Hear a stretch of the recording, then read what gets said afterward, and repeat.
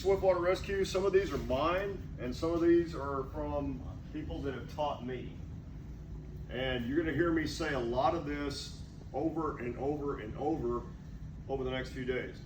The biggest thing is, and this one's not mine, no matter what, we don't want to get in water.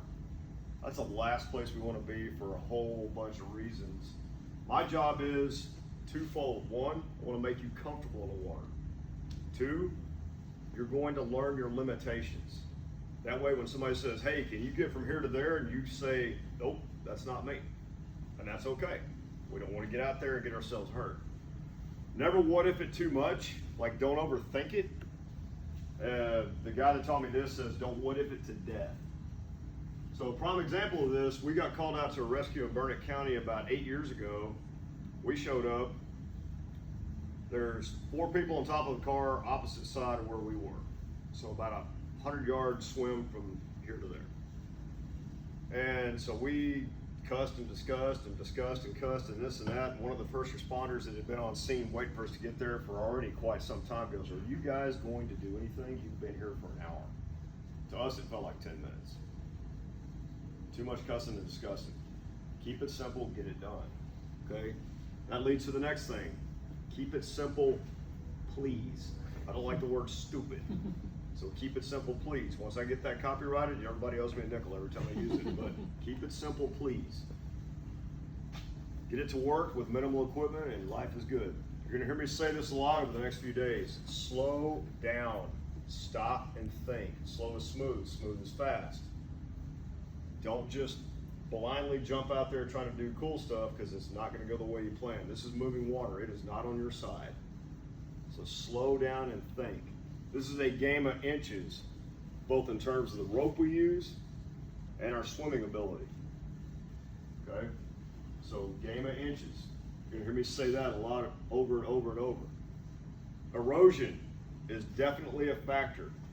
So when you tie off to something, I've got a great slide on this in a minute. Keep in mind, it is most likely undergoing erosion. And the last thing you want to do is look up and see your building that you use as an anchor coming down on top of your head. So keep that in mind when you use anchors. Cheat, make the water work for you. We don't work for the water works for us. It's really easy to figure out what the water's doing once you take about a 10-second look at it and use that to your advantage. Never fight the water if you don't have to. Make it work for you. And last but not least, it is going to go wrong. Be adaptable, be flexible. And if you're not the team leader, be quiet. All right, punch the button. All right, cool. So, one of my mantras ought to be, you're gonna hear me say this a lot over the next few days, pre-planning does not stop until we get wet. Literally it doesn't stop. Because there's no possible way that you can pre-plan for every scenario that you're going to encounter once you get on scene in moving water. So you have to adapt your original pre-plans on the fly. So pre-planning, first off, go look at your problem areas in your jurisdiction. The best time to look at these is when they're flooding. So I live in the drought capital of the world. We've had not a single spit of rain the entire month of October or November. So right now, if I want to go look at the San Gabriel River at a potential problem area, I could literally walk across that river without even getting my feet wet. And then one decent rain, that river is 10 feet over the top of my head within 20 minutes. So it's best to look at it in flood conditions. It's hard to predict where you're going to put your downstream safeties, your upstream spotters, your anchor points, anything like that, if it's not already underwater. I mean, you can use flood gauges and things like that. You can look at debris piles and kind of use a little bit of imagination, but it's best to look at it in flooded conditions. Know your physical addresses as well as your GPS coordinates. Now, the advantage of GPS coordinates is you don't need a GPS now in the 21st century to get GPS coordinates. We have smartphones. Using an Android, apparently not as smart as an iPhone. You started it, not me. So there's an app out there called Spyglass. Highly recommend you get your hands on this. I think it's like $6. It's money well spent. It is a compass app, but it's got a lot of nifty features in terms of it gives you elevation. You can like snap a photo if you're doing clear awareness. It records your coordinates with the photo. But the biggest thing is in the upper right hand corner of this app, there's two sets of coordinates. One is the lat longs, which there are still aircraft guys out there that want lat long and nothing else. The one below that is the USNG coordinates, which is now the national standard for search and rescue nationwide. That is the U.S. National Grid System, and it's basically just direct copy of the military grid reference system. The beauty of that system is it is easy to teach and easy to read and easy to put on the maps. So as long as you got good cell signal or even satellite signal, you got a GPS right on your phone. The problem with knowing physical addresses is, one, you may be going to some place where there's not a physical address, or your addresses are underwater. So we need to be able to plot GPS coordinates to get to where we're going effectively. Work with all of your other agencies in advance, and I don't just mean your first responder groups. Once we get somebody or somebodies out of the water, a whole bunch of questions have to be answered at this point. How am I going to move them? Where am I going to shelter them? How am I going to feed them? How am I going to clothe them? And the biggest question I heard, I spent 2 weeks at Katrina pulling people out of New Orleans. The only question that got repeated was, I need my medication. Apparently, somewhere at the mouth of the Mississippi River, right at the Gulf of Mexico, there is a pile of prescription med bottles in the bottom of the Gulf. Like, you need, blood pressure medication, that's down there somewhere. So, you have to work with people who are going to be moving your patients, people who are going to be sheltering your patients, people who are going to be feeding your patients, people who are going to be providing health care for your patients, clothing your patients, because they lost everything. So when I say work with all the other agencies, we're now looking at schools, school buses, road and bridge, National Guard, Salvation Army, Red Cross, Texas Baptist Men's Association. Those guys can feed an army in about 5 minutes flat, so definitely remember that. And the thing about this is, when you start pre-planning what you're going to need, always multiply by 2 to start out with. So school bus guys say, hey, I can give you 8 buses. How about we make it 16? If we don't need 16, we'll give back to you. How many gymnasiums can you open up for shelter? Open up 5. Let's make it 10, just in case, so forth and so on. Now, here's the new thing that started March of this year to add to your pre-planning. What is that? COVID-19. I can't cram 400 people into the same space that I could this time last year. That's not going to work. Now we're looking at PPE for these people. Everybody's got to have a mask. Chances are they did not come out of the house in the water wearing one. So hand sanitizer, mask, all that other crap, 6 feet social distancing, yada, yada, yada, yada, yada. Welcome to Pandemic America.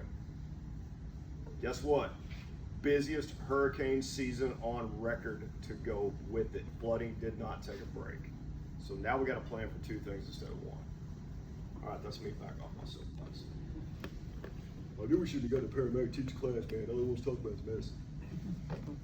Okay, so when you do your pre-plan, you want to document this thoroughly and update it at least once a year. If you don't blow the dust off this thing once or twice a year and look at it, you're going to come up short, because one of the reasons you got to update your pre-plan is you take Williamson County, where I live, one of the fastest growing counties in the United States. COVID be danged. Still building stuff. So 2 years ago, going along the San Jay Road, there was this much runoff until they built four subdivisions, created more concrete, created that much more runoff. So now my problem areas are different. My population density is now different. So the pre-plan never stops until you get wet. Always have to update it. Okay, we will talk about this in depth, but biggest part of your pre-plan is when you show up before anybody gets wet, downstream spotters are in place and upstream safety is in place. Nobody gets wet until that happens. I don't care if you throw a throwback from 15 feet away, that's cool. Not so much as a toe touches the water until safeties are in place. We will talk about that in depth. Know your alternate routes, especially if you got to go to somebody else's jurisdiction. So one of the reasons the first responders back in Burnett County 8 years ago were getting a little irritated after we cussed and discussed forever and a day is because we didn't even know how to get to where they were. And every route we took was underwater, so we'd have to back up and go back around. So Like today, if I was gonna drive to exactly where that rescue took for right here, it'd take me about 25 minutes. It took us 90 minutes. So always know your alternate routes. Plan and train with the other neighboring agencies and jurisdictions, okay? So that's the alternate route thing. It also is what resources can we provide to you and what resources can you provide to us in case it goes wrong for either side. You have to know when to say uncle. They're like, we need help. We got our own problems, brother. As soon as we clear those up, we will get right to you. But always work with those people in advance, because what you don't want to do is get that call out like we did at 2 o'clock in the morning. I need you at this low water crossing at Barnett County at such and such county road, such and such. I'm like, okay, I sort of kind of know where Barnett County is. That's about the extent of my knowledge. So none of our mapping software or anything took us there. They didn't have GPS coordinates, and it was an absolute nightmare getting there. All right, next slide, please. So equipment, we're going to talk about this in depth later because I got a bunch of stuff up here to talk about.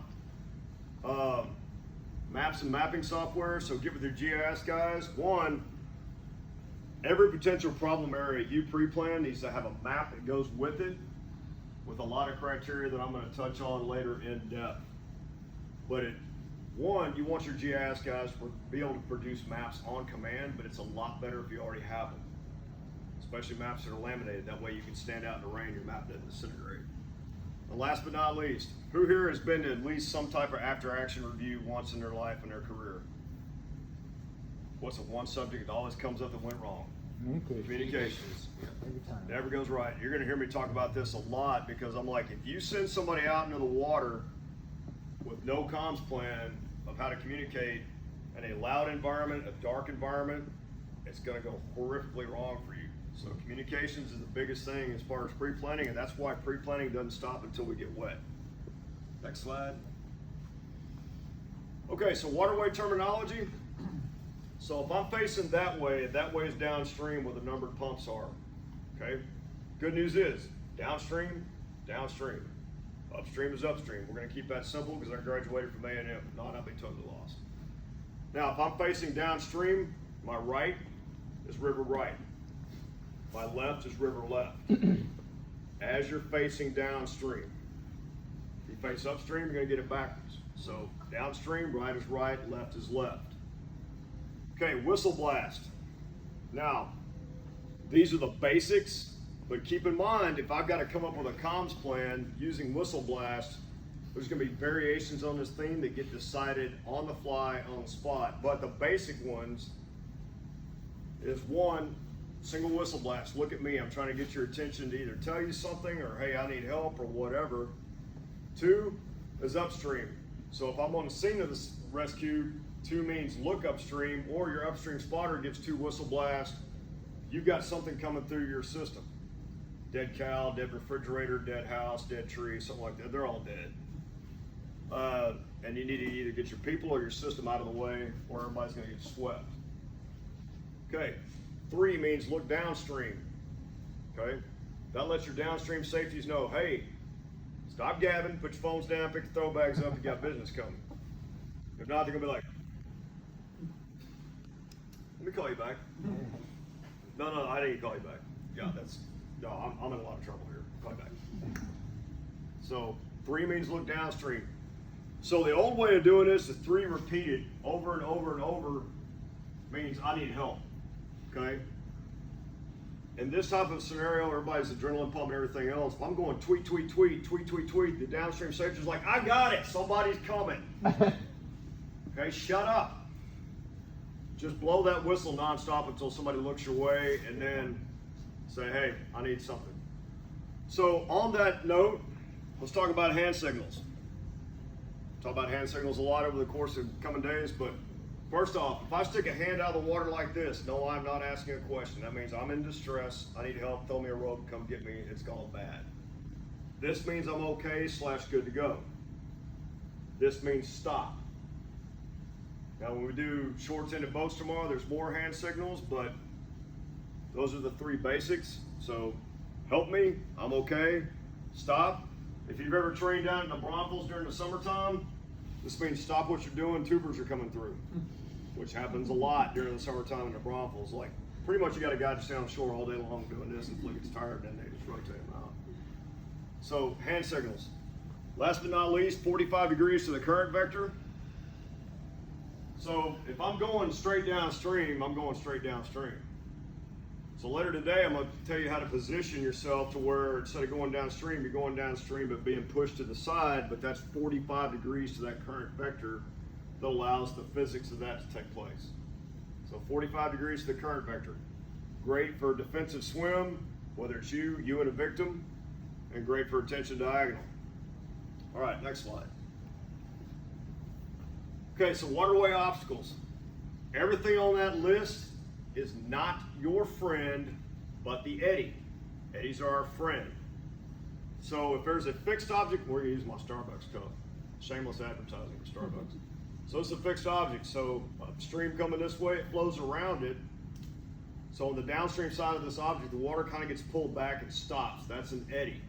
Eddies are our friend. We can get into an eddy, kind of gauge our surroundings. Hey, you know, do I need to get out? So forth, so on. Later today, we're going to talk about eddy hopping. Hopping from eddy to eddy to eddy makes a long swim into short, manageable distances. So eddies are our friend. Everything else up here, not our friend. Strainer, fixed object in the water that allows water to flow through it, but not you. Okay? We're going to do a strainer exercise later today. Hydraulic, got a great slide on that in a minute. Hydraulics are all bad. We can't even safely train in a hydraulic. They're that dangerous. The only time I came close to getting killed in Swiftwater was a hydraulic at 18 inches of water. And I could not get my feet under me. I was like this. So culverts, when you do your pre-planning, know where your culverts are, drainages, everything else. So probably getting sucked into a culvert, chances are somewhere in that culvert, there's a strainer. Water's coming out on the other side. You, however, will not. And swimming upstream in a culvert is a challenge to say the least. Environmental hazards. Snakes, ants, poison ivy, and contaminants. As far as snakes go, my kids like to call them danger noodles or nope ropes. I just call them snakes. So that upper picture right there, does anybody know what that is? Fire ants. They love to get on top of moving water and then get really, really upset. If you ever land in something like that, I can guarantee you two things. One, you will engage in the best unarmed combat you've ever performed in your life. Not to be exceeded ever. Second thing I guarantee you, you're going to lose. You were outnumbered about 50,000 to 1. You're looking down going, ooh, fire ants. They looked up and they said, buffet. So keep that in mind. If you see red on the water, that ain't blood. Don't let your vampire tendencies overtake you. Contaminants, we're going to get to that when we talk about gear. I've got a great thing on contaminants. All right, next one. So hydraulics. So hydraulics are created when water flows over a fixed object and then creates this circular motion right here. Okay? More often than not, a hydraulic is created by a low head dam. Now a high dam stops the water. Low head dams allow the water to flow over the top, but it creates a little bit of excess on the back. So farmers, ranchers like to use these on their property. So for the dry months, they got like, for lack of a better term, they got like a stock pond back behind the low head dam. So what this does is, it hits the bottom and pops back up and then creates what I like to call the Maytag shuffle right here with you in it. Now, first off, don't panic. Keep your wits about you. You're going to get pulled down to the bottom, pushed back to the surface, and then literally pulled back, and then the process repeats itself. So when you surface, first off, get your bearings, take a breath, and get your whistle. This is where blowing that whistle 3 times repeated is not going to work. You're going to get like tweet, tweet, tweet, and it gets submerged again and be like, I don't see anybody downstream. So blow that whistle nonstop. Stick your hand up. Okay, if they can't get a rope to you for whatever reason, we're still good. You're going to get pushed down to the bottom, start looking for a way to either swim out or pull yourself out, because right here, there's a breaking point to where the water literally, along a very thin line, goes back towards the low head or downstream. We get downstream of that line, we're good. If we don't, pop back down, try again. Now, as far as a low head dam goes, you don't need to throw a throw bag accurately to anybody in a low head dam because they're designed to carry the water flow directly towards the center. So if I'm at the foot of a low head dam, all I gotta do is drop the throw bag in and it'll float right out to them. Now, don't be stingy. They are not gonna see that rope, so give them a lot of rope to grab onto. This is not like a standard throw bag extrication. As soon as you feel somebody tug that line, haul away. They wanna get out. So pull, pull, pull. So that's a low head. All right, next. So real quick, they did a study of the water in Katrina back in 2005. I was a hazmat tech for years. I can tell you right now, there's a lot of this stuff on this list I had to look up. Short version, it's all bad. This is one of the reasons we don't want to get in the water. No matter what level of PPE we are wearing, there's a small drawback. None of the PPE we wear covers from here up, which is where 90% of contaminants enter the human body. So another reason not to get in the water. So I got snakes, I got fire ants, I got hydraulics, all that other stuff, and then apparently I can get cancer. So we don't want any part of that. The good news is it's like a menu of cancer. It's like, which one would you like? We'll go lung today, maybe, you know, brunch special, sure, why not? All right. Next slide. So, force of moving water, erosion. I'm not going to bore you guys with how to calculate the speed of moving water. If it's moving, don't get in it. If it's still, don't get in it. It's still dirty. I don't care if it's moving or not. Now, as far as erosion goes, are our anchor points. This is a root ball of a bald cypress tree from the Blanco floods in 2015. 200-year-old tree. Got knocked over. This wasn't an isolated event. They were all up and down the waterway looking like that. So let's put that in perspective. That's a person. And a dog. So that's what it's capable of knocking over. Keep that in mind. Now, this picture to the right. Another reason we don't get in the water. This used to be a car. Now, I'm not going to say that that was a brand spanking new Lamborghini fresh off the lot before the flood hit it. It was probably used. It didn't look that used before it started raining. If it can do that to a car, imagine what it's going to do to you. We want no part of that, okay? I don't want to be rearranged down to basically an atomic level like that. So let's stay out of the water. Don't want to get in unless we have to. Next slide, please. So we will revisit this in depth later today when we get out to the vehicle and actually start talking about the vehicle. But more often than not, when we make entry into the water, we're going to a vehicle, okay? Sometimes a house, sometimes a tree, sometimes a big rock, sometimes a temporary island. But always, just like when you go to any vehicle wreck, we assume the vehicle's unstable. Small drawback. I'm working on it, but I have not figured out how to swim cribbing out to a vehicle yet. It's heavy, it creates drag, and I can't submerge that long to put it into place. So the vehicle's unstable until proven otherwise. We never ever open a car door in a moving vehicle. We need to take them out through the windows. When you open a car door, it shifts the dynamics of the flow onto the vehicle, or more importantly, whether you're in the doorway or the victim's in the doorway, that car's door is going to get slammed shut in the current, and they're going to be upset or you're going to be upset. Multiple victims on a vehicle. Start working on getting people out, do some crowd control. Get them extra PFDs, get them dressed for success, if I like to put it. But the quicker we get them out of the vehicle, if it goes wrong, I would rather a victim be on top of the car wearing a life jacket. I can get to them. But the car rolls with them still inside, that is a little bit more problematic. So start doing a little bit of crowd control. And what I mean by crowd control is you're rescuing one victim, make sure that not everybody else tries to pile on. You got room for one more? No, I really don't. Sorry. Stay away from me. Okay.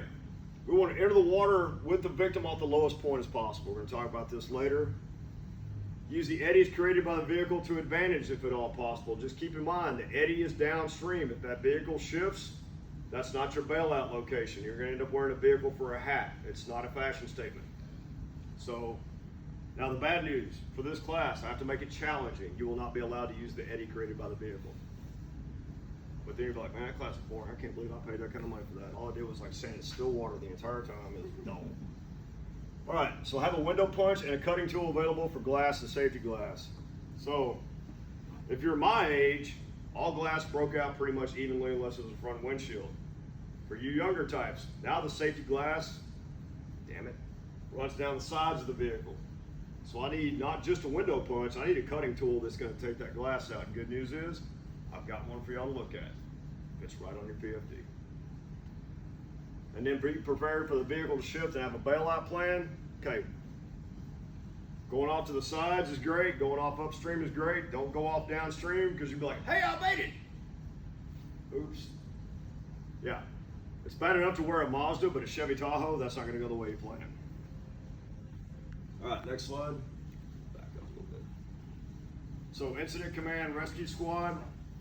So good news / bad news, depending on who your incident commander is, because I've heard a lot of departments go, oh, so the chief won't be there? Oh, thank God. I don't know how y'all feel about y'all's chief, so I'm just going to leave that alone. Oh, he's great. He's fantastic. You know you're being filmed. He's like, he's awesome. Hi, Dad. So the incident commander may or may not be on your scene, depending on how many events you're running at once. I mean, this is going to be a large-scale event more often than not. So the overall incident commander for your rescue operation is going to be the squad leader. Now, here's the kicker. We're going to talk about this a lot over the next 2 days. If you're not the squad leader, shut the heck up. What I mean by this is your squad leader's the voice. If everybody tries to interject their ideas, 10 minutes turns into an hour real quick. So if you're not the squad leader, I don't mean to be rude, but shut the heck up.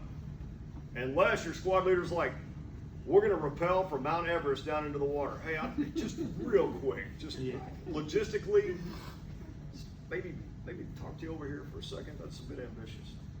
So you interject and somebody's going to get hurt. But other than that, keep it simple, please. Let the squad leader come up with it.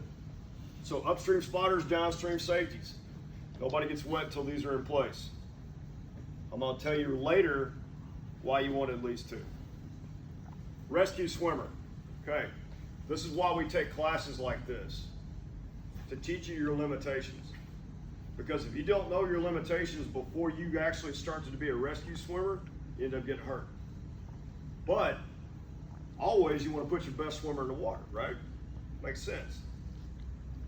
But everybody needs to train up to that level of proficiency, because I don't want to put the same person in the water for 2 straight days over and over and over, because eventually fatigue comes into play. And you end up missing your victim, or you miss where you're going. It's a game of inches, and I'm telling you, it literally boils down to that much or less if you're fatigued. And you don't want to have to go, man, I should have said, replace me because I did not make that grab. That's not something you want to deal with. So, game of inches. Let's make everybody good rescue swimmers. Same thing with rigging logistics. Okay, I don't want me tying my knots. I want somebody that actually got all the knots in Boy Scouts over the course of 10 years' time. I know I got the square knot down. Turns out that's not a good knot to have. I can tie the shit out of a square knot. I'm not lying to you.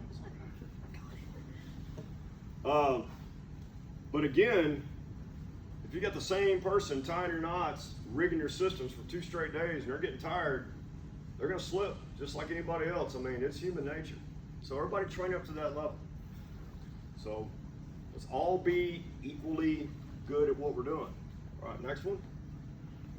So I want to size up the scene. So do I need help? Ask for it and not need it instead of need it and not have asked for it. So think ahead. It's better to say, hey, I need 50,000 whatevers and cancel them instead of going, yeah, now I need them. The water kept coming up and now they can't get to it, and so forth and so on. Determine your number of victims, both visible and missing. Now, something to keep in mind. So bystander says, hey, 4 people in the car, 2 of them went that way. Okay, we're going to get the 2 people we can see. Okay, because that's keep it simple, please. We are not going to ever engage in a search operation for missing victims inside or in the water. That takes place from shore. We're going to brush on that briefly, but I can either come to you and provide more training for that, because that's my new thing now, or y'all can come back for the day 3 advance. But we don't do search moving water. We do search on dry land. That way we don't want to get in the water. All right, establish a man and containment zone. We're going to get to that in just a second. Place spotters and safeties. Again, nobody gets wet until this happens. Determine your best rescue scenario. Best reward versus least benefit. Flash floods. Here's a rescue scenario. It is okay to wait for the water to go down. Okay? Flash floods, they tend to come up like this, go back down like this. So it's okay to let the water go down. Keep an eye on the weather. What I mean by this is the last thing we want to happen, and I've had this happen to me twice, we don't want to be out there in 6 feet of water and all of a sudden that water goes up to 10 feet because it kept raining upstream from us and we didn't know there was a surge coming.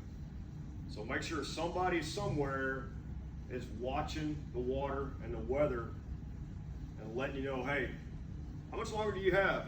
10 minutes, you got 5. Or you're about to be in double the amount of water you were in just a minute ago. So keep an eye on the weather. And transition to ground search if needed. Know your additional resources, but again, we don't search in the water, we search on dry land. All right? So search terminology and operations. So point last seen, last known point. Okay? The point last seen is where I, the rescuer, last saw the victim. Now, if the last time I saw the victim is if I was handing them off to a nice person to drive them to a shelter, life is good at that last known or point last seen. But if they went off the car, that's a point last seen. Hey, they went that way, and the last time I saw them is they went around a bend going. Now, last known point is where a bystander, family member, something like that, last knew the victim to be. Now, this could be anywhere from you show up and a bystander says, hey, he got out of the car and got swept, to the last time I saw my husband was he had to go to the store. That takes you all the way back to the house. I haven't seen him for 4 hours. We find his car off the waterway. Yep, so that's the last known point. So, probability of detection. When you start engaging in search operations, regardless of the search strategy you use, if you don't find a victim and or a clue related to the victim, we need to know if we have to go back and recheck that area for whatever reason. So how do we determine this? This is called probability of detection. It's a number from 1 to 100. It's percentage of how likely was it for my squad to find either the victim or something related to them. So let's say, we'll just use all of y'all because I'm doing an Alzheimer's test today. So throw out a number, 1 to 100. 73. 73? 35. 35? 13? 71. 71? 10. 10? 50. 50? 51. 51. Okay. So, I heard 10. I heard 73, and I heard any deviation in between, so I've got 7 different opinions. I got to come up with one number to give my IC that is going to determine whether or not I put somebody back into that area. What number do I give them? Okay, keep it real. Take the lowest number somebody gave you and go with that. That's going to be your most realistic opinion. Okay, don't try to average it or anything like that, because what you don't want to do is skew that POD. Well, let's say we had 2 10s and 3 90s. That's going to bring me in too high a number. My 2 10s are going, dude, there's no way. There's no way. So POD is based on terrain, your fatigue level, weather, any number of things are going to be working against you. So when I say give the lowest number possible, we did a search for a really nice lady in her 90s that likes to just go on walks. One day she went for a walk, and this is out in Goliad County of all places. And one of our canine teams was out in an area, but it was at night. They came back and it's like, what's your POD? And she's like, you know, we've been at this for 12 hours straight. And she goes, I'm gonna give you like 20%. I said, okay, it's at night, first light, we're gonna put somebody back in there. And they found the victim 15 meters from where she had walked the night before. Of course, I'm like, where was she at? Railroad tracks? I was walking down railroad tracks. No, you weren't at search. I was like, but I mean, that makes a difference between finding somebody and not finding somebody. And of course, they found her. She was a little bit dehydrated, but she was okay. And of course, I'm like, I'd love to have been like, you went for a walk this way just to change it up. So anyway, clue awareness. Best way to deal with clue awareness is get to know your victim. Okay? We are a dirty state, especially when the water moves all the trash from upstream to downstream. So my victim is a beer drinker. Okay. What's his brand? Because if I identify every brand of beer can I found up and down the river, I'm gonna be there all day and not even move 400 yards. So what's his brand? What was he wearing? Well, he had on shoes. What kind? What size?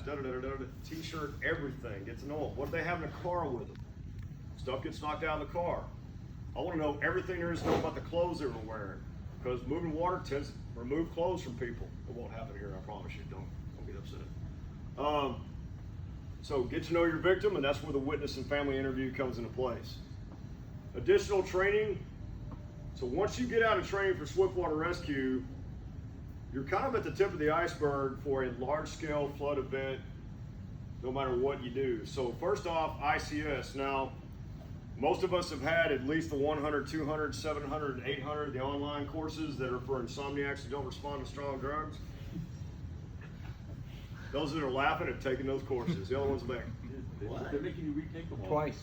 Bullshit. 3 times. I mean, really? They're making us retake them all this year. Oh my gosh. Who's they? It's they. It's That- the that's theys. the thing. You should go find them. They're in a fortress up in Emmitsburg, Maryland. Oh, there's a big the push. theys. There's a big push coming from Texas to There is. redo them because they've revised them and updated them all. I don't have to do 300, 400 again. That's okay. I learned this morning Matthew McConaughey's running for governor in 2022. Is he? He talked about it, which I was like, to me, that's as good as making the push. I'm like, that's gonna be fun to I watch. just listened to his book. All right, so introduction to search and rescue and fundamentals of search and rescue. This covers the ground search aspect of it in detail. If you're looking for missing people, the next course, managing the lost person incident, MLPI, that is specifically incident command for looking for missing people. Focuses on that. The one below that is wide area search strategy. I gotta correct that slide. It's supposed to be WASS. It's also known as wide ass. I didn't make that up. But this is how to effectively manage your resources in a large scale event, whether it's tornado, took down a bunch of buildings, flood, dislocation, but that's what it's designed for. And the USAR/FEMA/DHS type started offering this course several years ago. And it's been so effective that now when your state and regional task forces go out, they end up with not a lot to do because the agency is like, hey man, we took that course, we're good. So last couple of deployments I went on was a lot of butt time. And then last but not least, we are going to talk about boats tomorrow morning. Keep in mind, we are doing non-motorized boats in a swimming pool. We're barely going to scrape the tip of the iceberg. If your department is going to use boats in any form or fashion, Swiftwater Rescue Boat Operator, I can't stress this enough, you gotta have that. You gotta have it. I'm gonna teach you just enough to be dangerous because I'm in a pool with a non-motorized boat. There's only so much I can do. Put a motor on that boat, it's great, fire it up, hit go, end up in a parking lot. That's not water rescue training, that's more like some Evel Knievel stuff, and we don't wanna do that. Looks bad on my reports. Next slide. Okay, so search tactics. Again, I can bring this training to your department in depth, but we're gonna brush on the basics. So first off, hasty search. More often than not, if somebody blasts off the top of the car, we do wanna go make a quick look for them. At least down one side, preferably both if we can access it, the waterway, because that's where they ended up.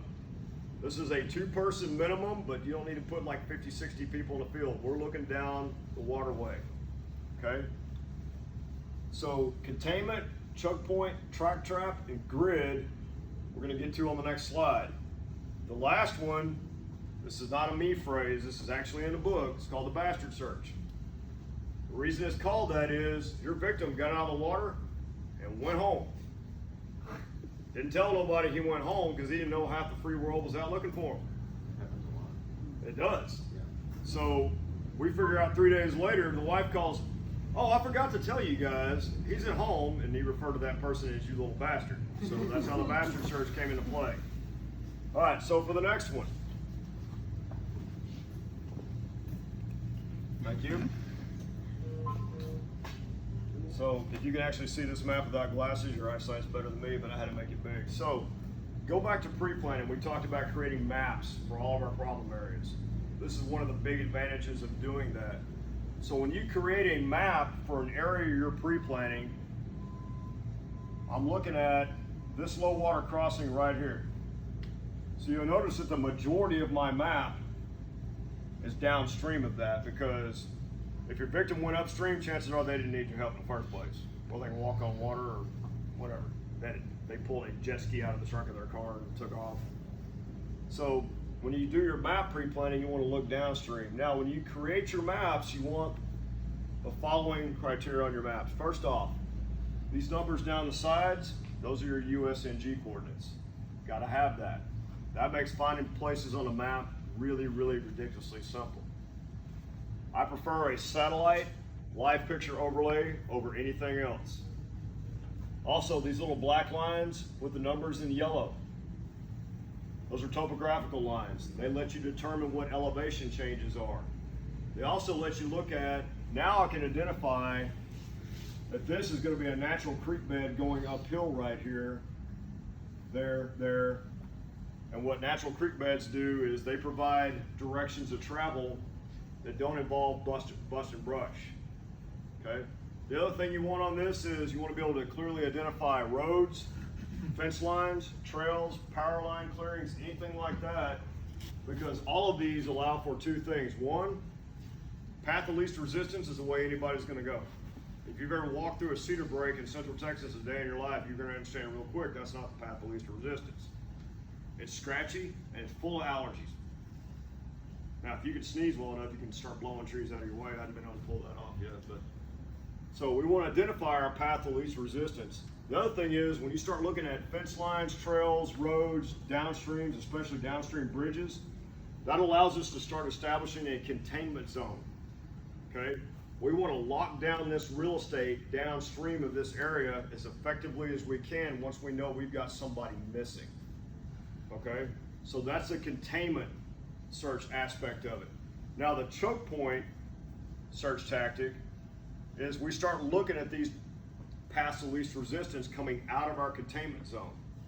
We want to put eyes on them. Good news is, eyes are eyes.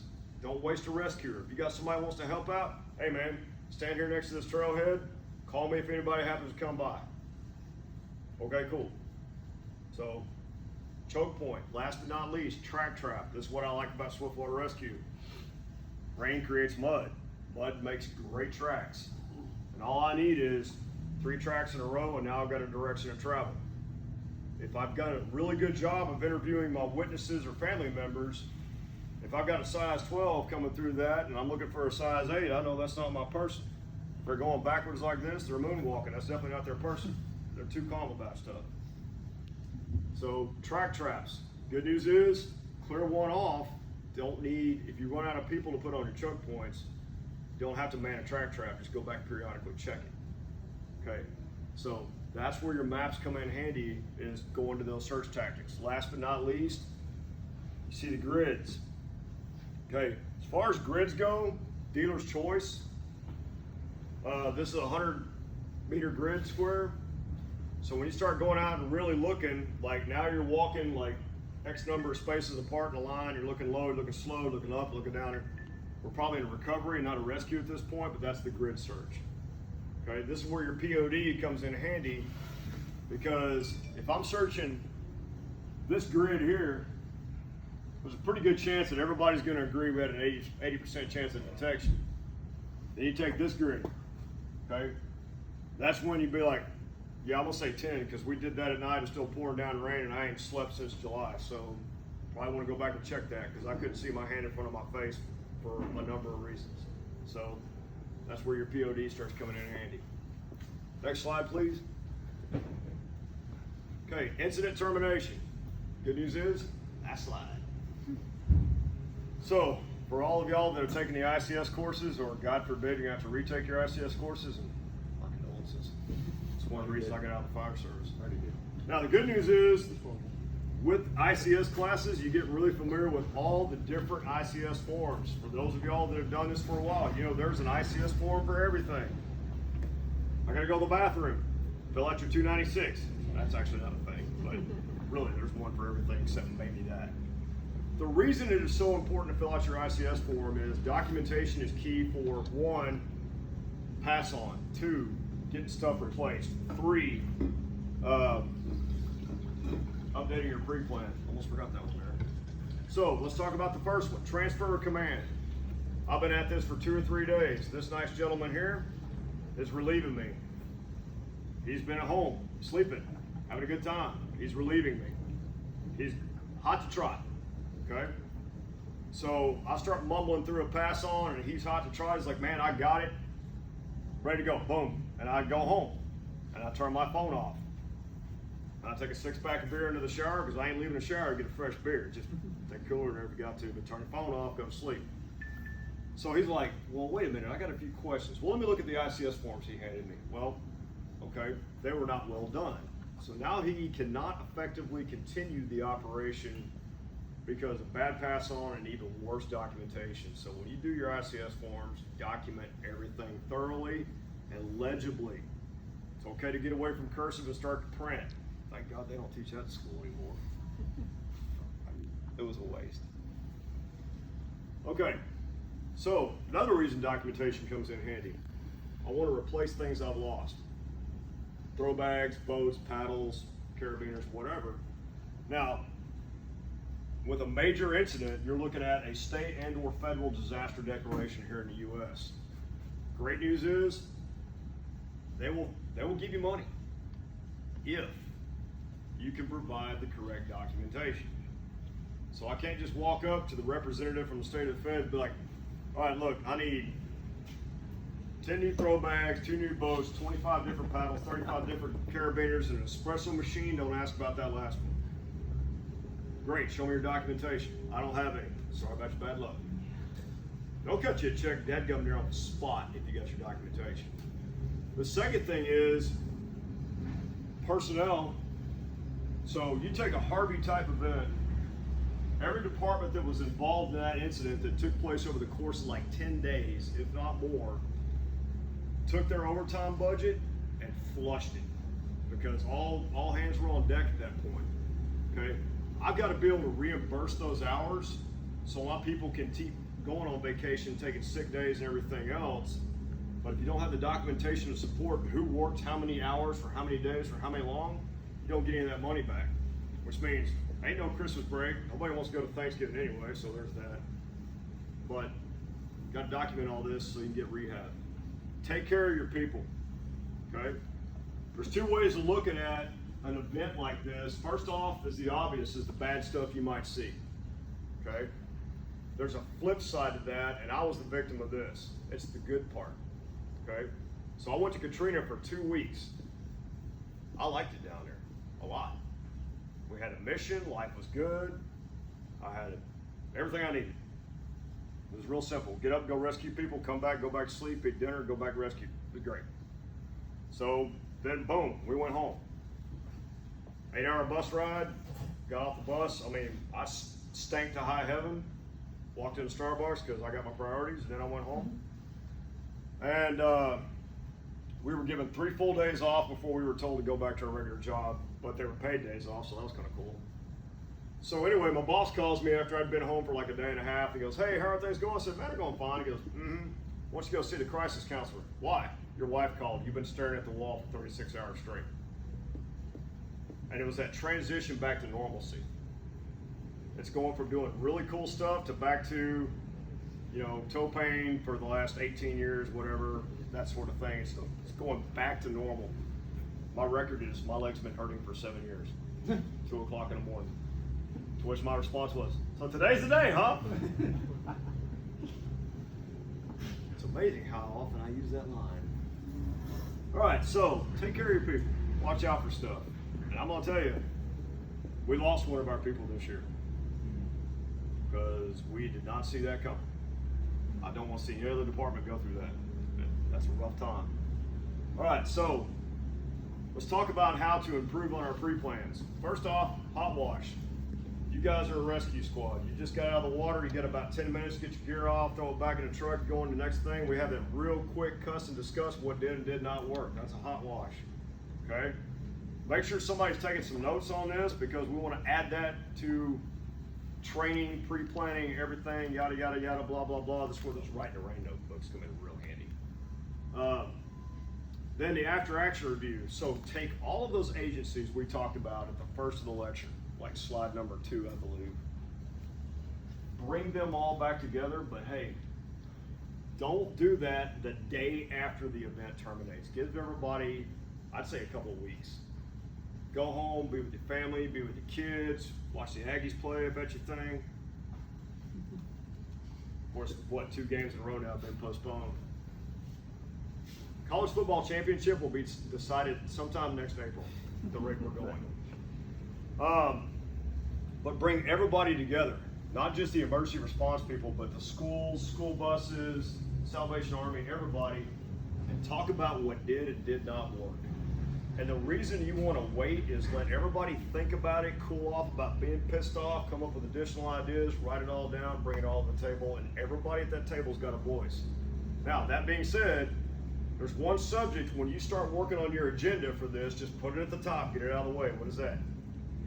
Communication. Let's just get that out of the way. It went wrong somewhere, somehow. Okay, then take this and update your pre-plan and your training regimen accordingly.